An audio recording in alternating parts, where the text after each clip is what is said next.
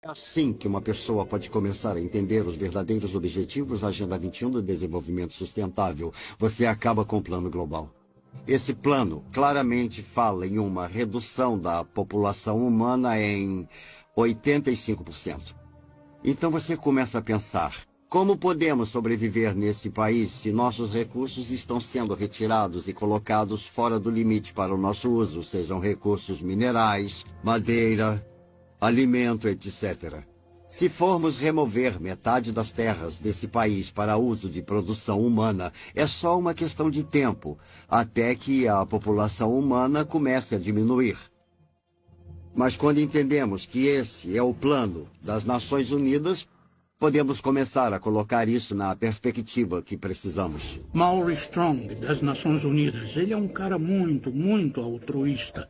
Ele acha que está fazendo a coisa certa para a maioria das pessoas, defendendo que podemos matar alguns deles porque existem muitos. Eu acredito que todo o conceito de controle da população e diminuição da população do mundo para um número em que possamos sustentar o desenvolvimento e chegar até menos de 1 bilhão está preparando o palco para a perseguição em massa. E se as pessoas comprarem essa ideia, que grande parte do mundo deve ser eliminada para que aqueles que sobrarem continuem vivendo.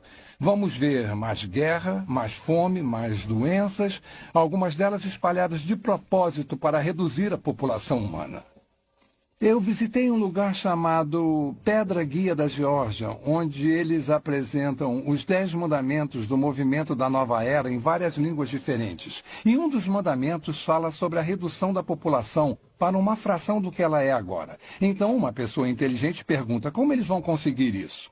Se esse é um dos objetivos e eles vão trabalhar para alcançar esse objetivo, então quem serão as vítimas e como eles vão escolher quem vive ou morre? As pessoas acham difícil de acreditar porque não ouvem de muitas fontes. Você não vai ouvir na mídia, não vai ouvir dos líderes do governo, não vai ouvir das pessoas que estão criando isso, é um fato. Então as pessoas não percebem como já chegou longe. As pessoas não sabem muito sobre desenvolvimento sustentável porque a grande mídia foi capturada pelos mesmos interesses que controlam os bancos.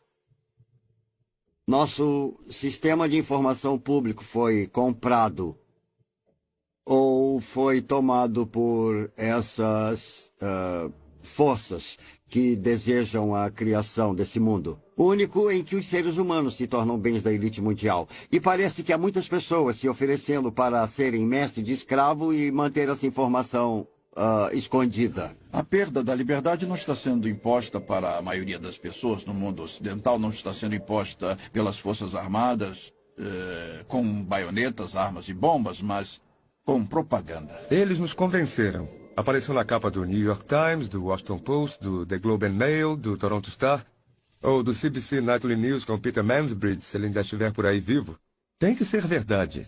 E por isso todo o resto é conspiração, porque se o que estou dizendo é verdade, é claro que estaria na capa do Toronto Star, mas não pode, porque a mídia faz parte da elite mundial. O objetivo da mídia em uma democracia é informar o eleitorado. O trabalho deles é ser o cão de guarda do governo. Mas temos uma mídia que se prostituiu para fazer parte de um plano, e não apenas em termos do que promove, mas em termos do que esconde.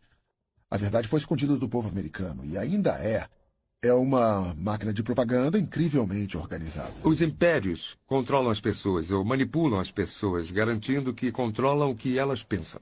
E é exatamente isso que eles fizeram tão bem, porque o melhor hipnotizador do mundo é essa caixa preta, que todo mundo tem em sua sala de estar, chamada televisão, que nos diz o que comer, pensar, vestir, como andar, o que falar. Sabemos mais sobre a vida de Britney Spears do que sobre a vida dos nossos cônjuges. É uma progressão gradual de pessoas bem-intencionadas que apenas querem a paz mundial, para aquelas que aceitam conceitos panteístas e, por fim, uma pequena porcentagem daquelas que adoram Lúcifer ou Satanás.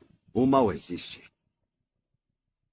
E o mal tem sido capaz de coordenar e combinar seus esforços para nos levar a esse ponto. Quando você olha para onde já chegamos nesse caminho, principalmente durante os últimos 10 anos, e quando você vê quantos grandes planejadores econômicos são a favor de um sistema econômico mundial e que Várias figuras das Nações Unidas estão falando sobre um sistema político mundial, de preferência pelo ponto de vista deles, com o poder sendo passado para as Nações Unidas até o ponto de nos tornarmos um governo mundial. E em 6 de julho de 2009, o Papa falou abertamente sobre a criação de uma autoridade política mundial, com força para se dar poder. Começamos a perceber que estamos mais perto disso do que imaginamos.